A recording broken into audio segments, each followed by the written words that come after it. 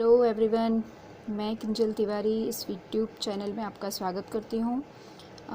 हमने बीए पढ़ना चालू किया है, तो आज एक नया प्रश्न इस चैप्टर का हम पढ़ेंगे। उसके पहले इस वीडियो के बारे में आप आपके दोस्तों को बताइए, उनके साथ ये वीडियो शेयर कीजिए, वीडियो को सब्सक्राइब कीजिए, जिससे आज जो भी नया वीडियो इस चैनल में ऐड किया जाएगा उसकी जानकारी आपको मिल जाएगी। तो आज का नया प्रश्न स्टार्ट करते हैं। आज का जो प्रश्न है वो शुरू करने के पहले यहाँ जो आप आकृति देख रहे हो इसके बारे में बता दूँ मैं। तो यहाँ पर आप देख सकते हो ये त्रिभुज बनाया है, उसमें 3 विभाग कर दिए हैं, उसको 3 भागों में बांटा गया है, पहला, दूसरा और तीसरा। ठीक है, ये जो 3 विभाग है उसको हम स्तर कहेंगे। यहाँ पर ये जो ऊपर वाला विभाग है वो उच्च स्तर है, जो बीच वाला विभाग है वो मध्य स्तर है और जो नीचे का विभाग है वो निम्न स्तर है। अब ये स्तर क्या है उसके बारे में बताऊं तो जैसे हमने पढ़ा कि व्यवसाय जो है उसके अलग अलग प्रकार होते हैं, अलग अलग तरह से व्यावसायिक प्रवृत्ति की जाती है, जिसमें एक मालिकी की पेढ़ी का भी काम होता है। फिर जैसे जैसे बिज़नेस बढ़ता है तो वो पार्टनरशिप में आ जाता है, साझेदारी में आ जाता है, फिर कंपनी स्वरूप में विकसित करता है। तो अगर हम व्यक्तिगत पीढ़ी की बात करें तो उसमें काम कम होता है, लाभ भी कम होता है। तो जो एक ही व्यक्ति है, जो मतलब मालिक है, वो सारे काम खुद से कर सकता है, वो सारी अंदर की प्रवृत्तियां, बाहर की प्रवृत्तियों पर खुद से ध्यान रख सकता है, तो उसे किसी अन्य व्यक्ति की आवश्यकता नहीं होती है। फिर दूसरी अगर साझेदारी पीढ़ी में जाएँ तो काम बढ़ता है, लाभ ज़्यादा होता है उसमें, तो काम बढ़ेगा, उत्पादन बढ़ेगा, तो उसे एक से ज़्यादा लोगों की आवश्यकता पड़ती है, जिससे वो लोग साझेदार जो होते हैं वो अपने बीच में काम को बांट लेते हैं। ठीक है, तो इसी प्रकार अगर हम कंपनी स्वरूप में जाएं तो कंपनी जो है वो सबसे बड़ा स्वरूप है व्यवसाय का। तो उसमें बहुत सारी व्यावसायिक प्रवृत्ति होती है, आर्थिक प्रवृत्ति होती है। तो जो मालिक है वो स्वयं सारी प्रवृत्तियों को ध्यान नहीं रख सकता है, वो एक साथ सारी प्रवृत्तियों की देखरेख नहीं कर पाता है। तो वो क्या करता है, जो काम होता है उसको अलग अलग लोगों के बीच में बांट देता है, जिससे काम करने में उसे सरलता रहे। वो सिर्फ वही काम अपने पास रखता है जिससे जो काफ़ी इम्पॉर्टेंट काम है, जिसमें उसकी काफ़ी ज़्यादा ज़रूरत है। बाकी के जो काम है वो उसके नीचे के जो स्तर के जो लोग हैं, मैनेजर हैं, उन लोगों को दे देता है।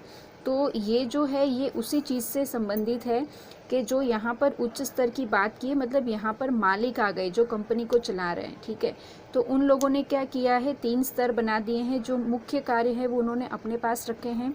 फिर उससे बाद में जो काम किया जा रहा है वो मध्य स्तर को दे दिया गया है, और मध्य स्तर ने उस काम को निम्न स्तर पे डिवाइड किया है, जिसमें उत्पादन का काम होता है। तो यहाँ पर जो मुख्य रूप से देख सकते हैं कि जो इकाई है उसने पूरे काम को 3 भागों में बांटा है, 3 स्तरों पर बांटा है। ये प्रश्न काफ़ी इम्पॉर्टेंट है, 1 नंबर में, 2 नंबर में काफ़ी अलग अलग तरह से पूछे जाते हैं। तो यहाँ पर 3 ही स्तर बांटे गए हैं, पर ज़रूरी नहीं है ये 3 ही हो, ये 2 भी हो सकते हैं, 4 भी हो सकते हैं, 6 भी हो सकते हैं। पर ऐसा कहा जाता है कि ये जो स्तर हैं, ये जो लेवल डिवाइड किया है, वो जितना कम हो उतना अच्छा, क्योंकि जितना ज़्यादा लेवल होगा, यानी 3 है इसकी जगह पर 4 हो, 5 हो, तो चारों पांचों लेवल को जो मेंटेन करना है उसका काम कठिन हो जाता है। सबसे हमको रिपोर्ट, ये जो लेवल है वो काम नहीं करेगा, पर ये क्या करेगा, इससे रिपोर्ट मांगेगा, ये इससे रिपोर्ट मांगेगा, फिर इसके नीचे भी लेवल होगा तो वो उससे रिपोर्ट मांगेगा, और ये सारी जो रिपोर्ट है वो सारी जानकारी इन लोगों को स्टडी करनी पड़ेगी, सबका खर्चा उठाना पड़ेगा, सबका मैनेजमेंट करना पड़ेगा। तो ये जो कार्य है ये उच्च स्तर के लिए फिर कठिन हो जाता है। ठीक है, इसलिए जितना ज़्यादा हो सके उतना जो लेवल है वो कम रखना चाहिए, जिससे उनको मैनेजमेंट में ईजी हो जाए। तो जो आदर्श लेवल है वो 3 भागों में होना चाहिए, उच्च स्तर, मध्य स्तर और निम्न स्तर। ये प्रश्न आता है, जैसे यहाँ लिखा है संचालन के कितने स्तर हैं, तो 3 स्तर, उच्च स्तर जिसको टॉप लेवल बोलेंगे, मध्य स्तर मतलब मिडल लेवल, और जो निम्न स्तर है उसको बॉटम लेवल। अब ये जो बीए हम पढ़ रहे हैं इसमें काफ़ी सारे चैप्टर में से आकृति वाले प्रश्न एग्ज़ाम में आते हैं। उसमें से जो ये पहला प्रश्न है जो आकृति वाला है, ये 2 नंबर में, 3 नंबर में आ जाता है कि संचालन के स्तरों की आकृति बनाइए। तो सिर्फ आपको इस तरह से आकृति बना देनी है, इसमें जो जो जानकारी लिखी है वो जानकारी ऐसे लिखना है, और यही शेप में बनाना है, त्रिभुज ही बनाना है, और कोई शेप आप नहीं बना सकते हो। ठीक है, तो एक तो प्रश्न ये हो गया, बड़ा प्रश्न कि आकृति बनाकर स्तरों को बताइए। तो ये सिर्फ आकृति बनाकर इतना लिख के इसका आंसर ख़त्म हो जाएगा। फिर दूसरा जो प्रश्न आता है वैसा आएगा कि उच्च स्तर है उसके बारे में समझाइए, या उच्च स्तर क्या कार्य करता है वो समझाइए। ठीक उसी तरह मध्य स्तर क्या है समझाइए, इसमें कौन काम करता है, ये क्या कार्य करता है, और निम्न स्तर क्या काम करता है।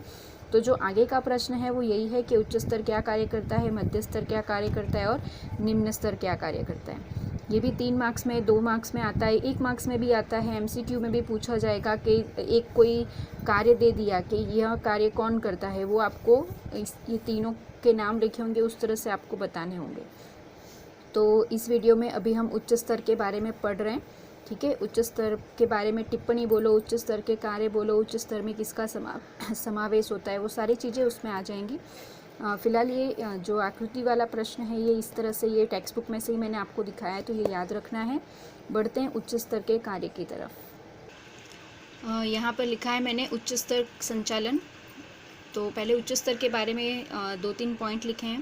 पहला जो है उसकी परिभाषा है, इकाई के संचालन से संबंधित सर्वोच्च अधिकार वाले स्तर को उच्च स्तर कहा जाता है। यानी ऐसा स्तर, ऐसा लेवल जिसके पास सबसे ज़्यादा अधिकार होते हैं, ज़्यादा राइट्स जिसके पास होते हैं, उसे उच्च स्तर कहेंगे। फिर इस स्तर को शिखर स्तर, सर्वोच्च स्तर भी कहते हैं। यानी ये उच्च स्तर के 2 और नाम हैं, एक नाम है शिखर स्तर और दूसरा है सर्वोच्च स्तर।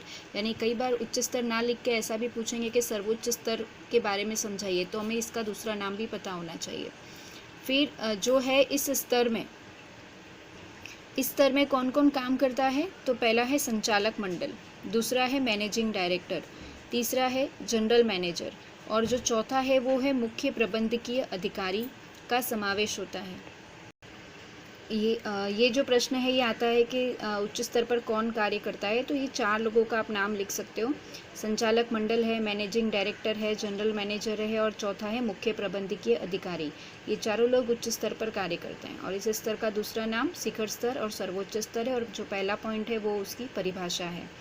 अब जो नया टॉपिक है वो है उसका कार्य, कि जो उच्च स्तर है वो कौन से कार्य करता है। तो मैंने इस तरह से लिखा हुआ है।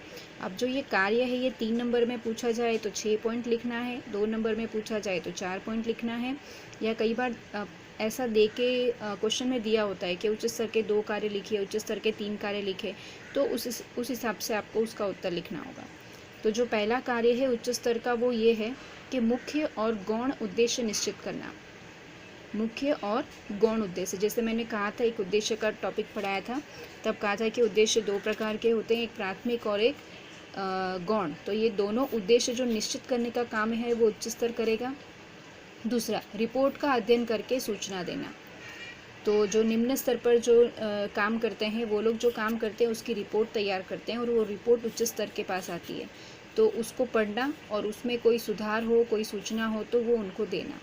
तीसरा, लाभ का विभाजन संबंधित कार्य, जो भी लाभ प्राप्त होगा वो उच्च स्तर को मिलेगा, तो उसका उचित विभाजन करना, किसे कितना देना है, उससे संबंधित जो भी कार्य है वो उच्च स्तर करेगा।